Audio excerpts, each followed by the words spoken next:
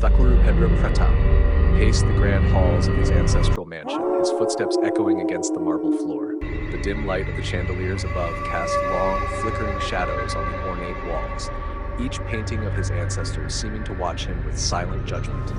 His face was clouded with worry, his brows knit tightly together. Rukmini, his wife, entered the hall gracefully, her silk sari swishing softly. Noticing his troubled state, she approached him with concern etched on her face.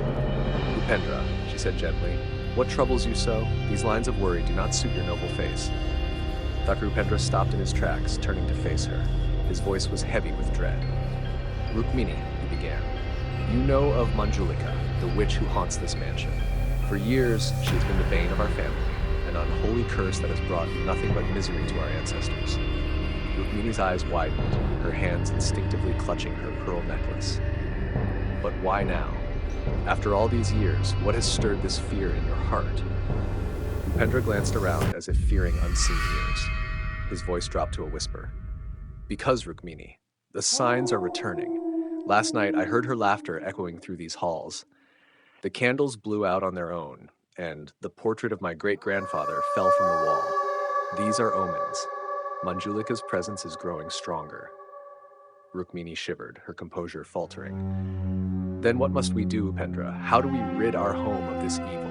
Thakurupendra Pratap's worry deepened, and he said in a tense voice, "Rukmini, I've managed to keep Manjulika from leaving this mansion for years. But now..." He stopped mid-sentence as a sudden knock at the door announced the arrival of a sage. Entering with folded hands, the sage said, "Forgive me, Thakur Sahib, for my delay."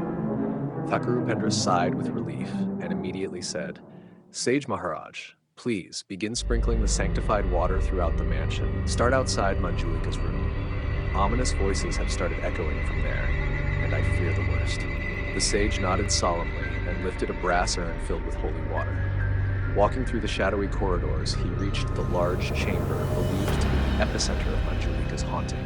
As soon as the sage sprinkled the first drops of sanctified water near the chamber door, something extraordinary occurred. The water burst into flames, with fiery tendrils shooting upward as if defying nature. The sage's eyes widened in shock, fear evident on his face. His trembling voice broke the silence. "Thakur Sahib, this is no ordinary spirit. Manjulika's power is far greater than I anticipated. She won't be subdued easily. We'll need to use every ounce of strength and follow the rituals meticulously." Thakurupendra and Rukmini stood frozen, their hearts pounding.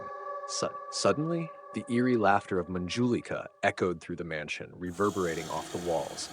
It was a laugh so chilling that it seemed to shake the very foundation of the mansion. Rukmini, clutching her necklace, stammered, "Sage Maharaj, what must we do now? Is there any way to end this curse?" The sage took a deep breath and said, "Yes, Thakur, there is a way, but it won't be easy. To destroy Manjulika's power, we must confront her at the place where her spirit is weakest. However, discovering that location will be no simple task. We must act swiftly,